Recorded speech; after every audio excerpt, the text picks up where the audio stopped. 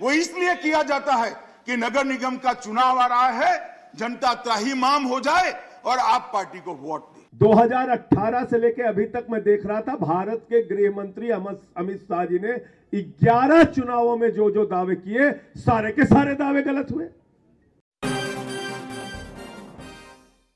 नमस्कार, इन खबर में आपका स्वागत है।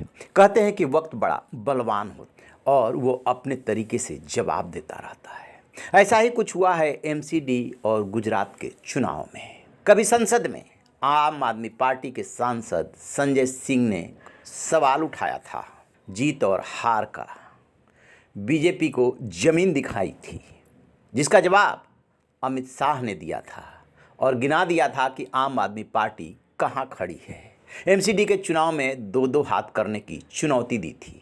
सुनिए तब क्या कहा था राज्यसभा में अमित शाह ने। फोबिया का जवाब दे रहा हूं रमेश भाई, हमें फोबिया होने का कोई कारण ही नहीं है।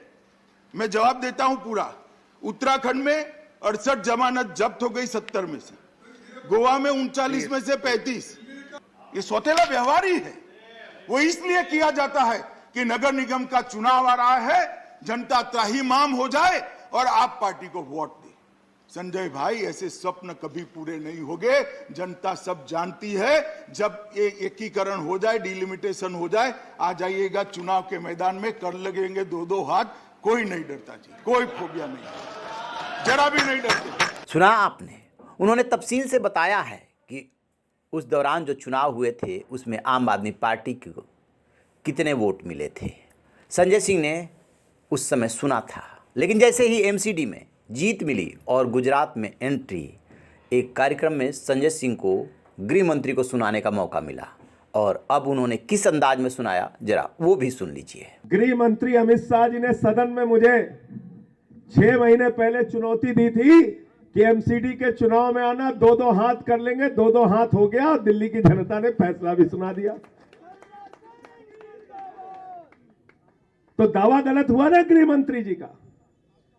गृह मंत्री जी ने 2020 में भी दिल्ली जीतने का दावा किया था, गलत हुआ। बंगाल में चुनाव जीतने का दावा किया था, गलत हुआ। महाराष्ट्र में चुनाव जीतने का दावा किया था, गलत हुआ। बिहार में चुनाव जीतने का दावा किया था, गलत हुआ। 2018 से लेकर अभी तक मैं देख रहा था, भारत के गृह मंत्री अमित शाह जी ने 11 चुनावों में जो जो दावे किए, सारे के सारे दावे गलत हुए। भारत के प्रधानमंत्री आदरणीय नरेंद्र मोदी जी 2016 में बंगाल का चुनाव लड़े, 3 सीट आई उनकी। 16 छोड़ दीजिए आप। अभी आंध्र प्रदेश का चुनाव हुआ, 173 सीट पर भारतीय जनता पार्टी 2019 में चुनाव लड़ी और पूरी मेहनत की उसने, पूरी ताकत लगाई। प्रधानमंत्री जी ने कई रैलियां की और पूरे आंध्र प्रदेश में 173 की 173 सीटों पर बीजेपी की जमानत जब्त हुई। 0.8% वोट आया, 1% से भी कम वोट आया। तो गुजरात का फैसला अगर भारतीय जनता पार्टी के दूसरे राज्यों के चुनाव परिणाम की दृष्टि से भी आप देखें तो आम आदमी पार्टी के लिए बहुत बड़ा फैसला है, बहुत बड़ी जीत है। तो इसे कहते हैं वक्त।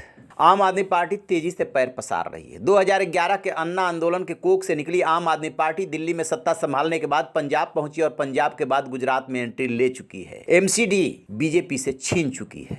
तो भला संजय सिंह और आपके मुखिया अरविंद केजरीवाल क्यों न बोले हैं। गुजरात में जो चुनाव परिणाम आया है उसमें बीजेपी ने सारे रिकॉर्ड तोड़ दिए हैं। 1985 में इंदिरा गांधी की हत्या के बाद जो चुनाव हुए थे उसमें 149 सीटें कांग्रेस को मिली थी, लेकिन 27 साल राज करने के बाद बीजेपी ने 156 सीटें जीत ली है, जो अभी तक का सबसे बड़ा रिकॉर्ड है। लेकिन आम आदमी पार्टी ने भी एक उपलब्धि हासिल की है। 12.84% वहाँ पे वो वोट पाई है और 5 विधायक उसके जीत गए हैं। इसके पहले सूरत नगर निगम के चुनाव में उसे 27 सीटें मिली थी।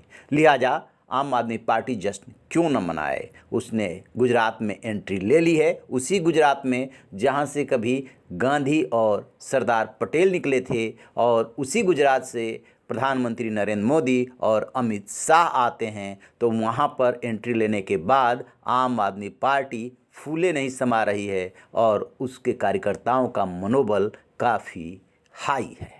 रहिए ना बेखबर, देखते रहिए इन खबर। Thank you. इन खबर चैनल को सब्सक्राइब करें।